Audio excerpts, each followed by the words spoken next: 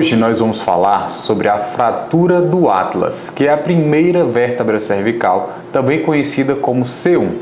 Eu me chamo Alan França, sou neurocirurgião especialista em cirurgia de coluna e esse é o canal Tudo Sobre Coluna. Bom, falando sobre a fratura do Atlas, trata-se da primeira vértebra cervical, a vértebra que está associada, que está ali articulando-se com a região do crânio, formando parte da junção crânio-cervical. A vértebra C1, ela também se articula com C2 na sua porção inferior. Então, é uma vértebra que tem um papel importantíssimo, por exemplo, no movimento de rotação da cabeça. Se você quiser entender mais sobre a anatomia de C1, inclusive nós temos um vídeo falando sobre esse assunto. Mas falando aqui especificamente sobre a fratura, a primeira vez que essa fratura do Atlas foi descrita foi em 1921, por um estudioso médico chamado de Jefferson. Ele descreveu uma fratura em explosão dessa vértebra que estava muito associada a um movimento, a uma tensão axial sobre a cabeça.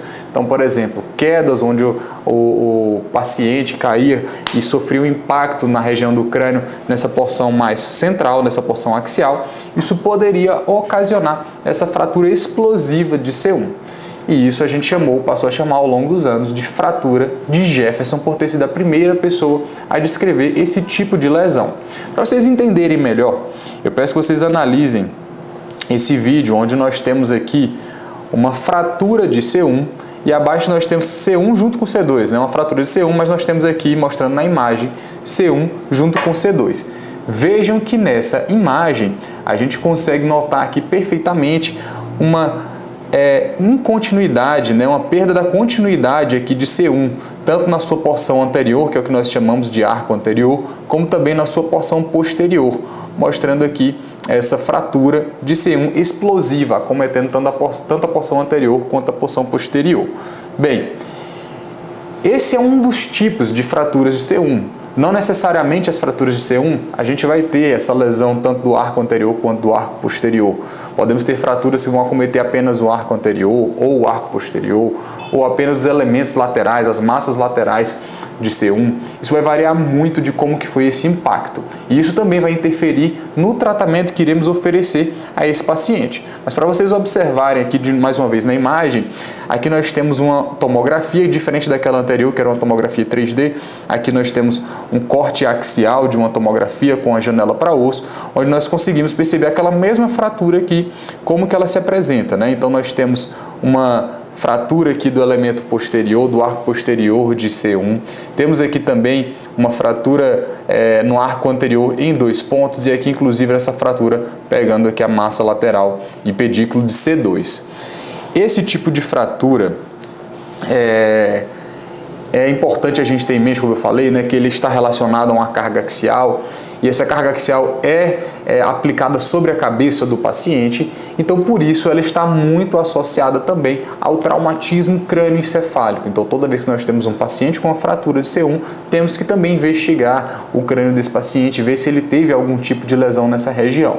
Além disso, a fratura de C1 ela também pode estar associada em até 50% dos casos com outras fraturas na região cervical. Então, por conta disso, a gente identifica um paciente com fratura de C1, mas a gente precisa estudar todo o resto da coluna desse paciente, principalmente a região cervical, pois essa carga axial, essa força, essa cinética que foi o suficiente para fraturar C1, ela também pode ter lesado outras vértebras ali nessa região. E como que o paciente ele se apresenta? Como que o paciente que tem uma fratura do Atlas ele vai se manifestar?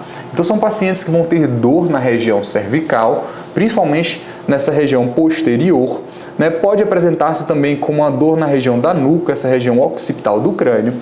E como nós temos, saindo da coluna vertebral, as raízes nervosas, nessa região nós temos as raízes de C2, ali muito próximo, que são raízes que vão formar o nervo occipital e inervar essa região posterior do crânio, esses pacientes também podem apresentar dormência nessa região posterior da cabeça, dormência na região occipital. Esses pacientes, eles precisam, no primeiro momento, estar em uso do colar cervical, pois são fraturas que eventualmente podem ser instáveis e a mobilização do pescoço pode acarretar em um dano neurológico nesse paciente. Então, uma vez identificado esse paciente, ele tem que estar sobre o uso de um colar cervical. E aí a gente vai partir para a nossa investigação dessa fratura, ver qual vai ser o próximo tratamento dessa fratura, o que é que a gente precisa fazer diante dessa fratura. É um paciente que vai apenas ficar com o uso do colar cervical ou é um paciente que vai precisar de uma intervenção cirúrgica ou de algum tipo de procedimento? Para entender isso, uma das formas que nós temos de identificar se essa lesão ela precisa de uma intervenção cirúrgica ou não é ver se essa fratura ela é instável ou uma fratura estável. E como que nós avaliamos se é uma fratura instável ou uma fratura estável? Existem algumas formas de fazer isso. Existe uma forma indireta, que é através do índice de Spence, que eu vou mostrar para vocês, e existe uma forma direta, que é através da ressonância. Então acompanhem pela imagem. O que é o índice de Spence? Então, ao avaliarmos aqui C1 junto com C2, aqui nós temos uma radiografia transoral, onde podemos ver aqui a massa lateral de C1 e C2, né? A gente sabe que é C2 aqui por conta desse processo odontoide. É esperado que exista um alinhamento das porções laterais de C1 com C2. Isso precisa estar justaposto, isso precisa estar alinhado. Quando nós temos uma perda desse alinhamento, principalmente associado a uma fratura de C1, pode apresentar-se, por exemplo, dessa forma. E o que acontece? Essa fratura de C1, para ela ser considerada uma fratura instável, ela precisa ter tido uma lesão do ligamento transverso, que é um ligamento que segura as duas massas laterais de C1. E o que o Spence ele notou foi que o ligamento transverso ele tolera um desalinhamento das massas laterais que vai em torno mais ou menos de até 6,9 de desvio lateral. E quando a gente fala aqui de 6,9 é o somatório desse desvio lateral de um lado com o outro, 6,9 milímetros. A partir de 6,9 milímetros, possivelmente, esse ligamento transverso que vai estar aqui segurando essas duas massas, ele foi rompido. Então, o ponto de corte para a gente avaliar numa tomografia ou numa radiografia se essa fratura que aconteceu é uma fratura instável ou não, é quando esse somatório, que é chamado de índice de Spence, que é a distância das massas laterais de C1 com C2 na sua porção mais lateral, se esse somatório der mais do que 6,9 milímetros, isso configura uma fratura possivelmente instável.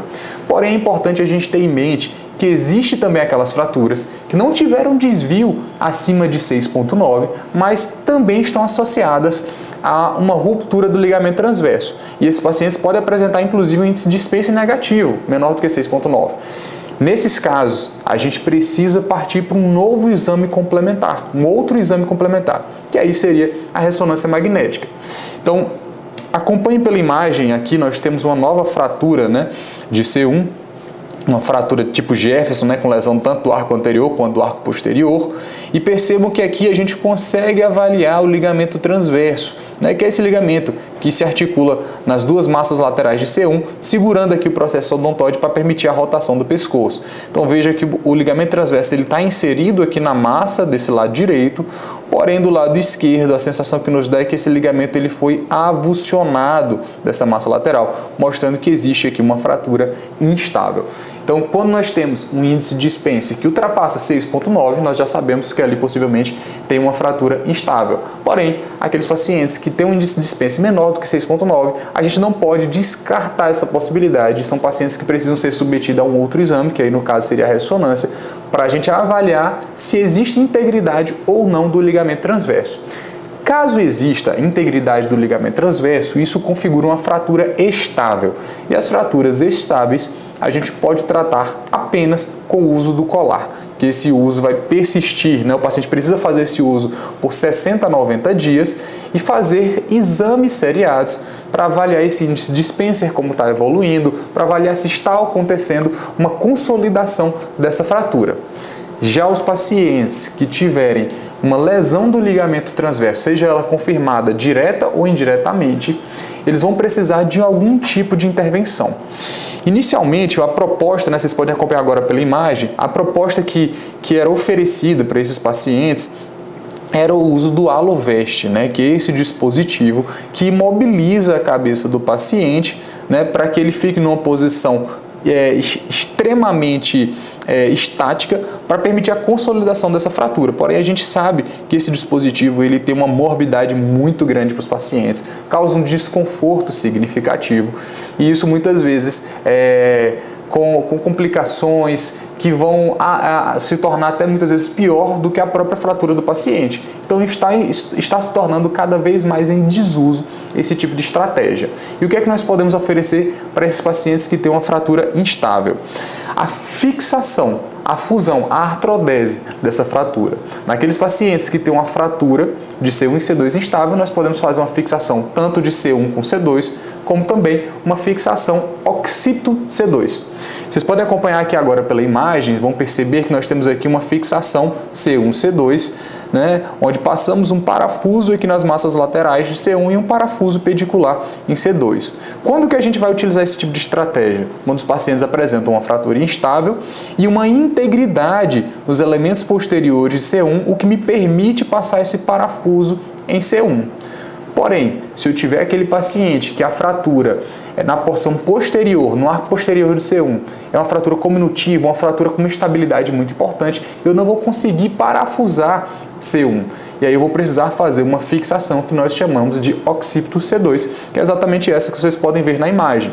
A gente utiliza uma placa, né, com uma haste que vai fixar-se na região occipital e ela vai estar associada ao parafuso em C2. A estratégia do tipo de parafuso que nós vamos utilizar em C2 vai variar muito. Existem algumas estratégias, eu não quero entrar nesse detalhe, mas eu quero que vocês entendam que as fraturas estáveis elas podem ser tratadas de forma conservadora com o uso do colar cervical. Já as fraturas instáveis, elas precisam ser fixadas, seja com a fixação occipito C2 ou com uma fixação C1, C2, naqueles casos onde é factível a utilização do parafuso em C1. Perfeito? Esse foi o conteúdo falando sobre a fratura do Atlas ou a fratura de C1.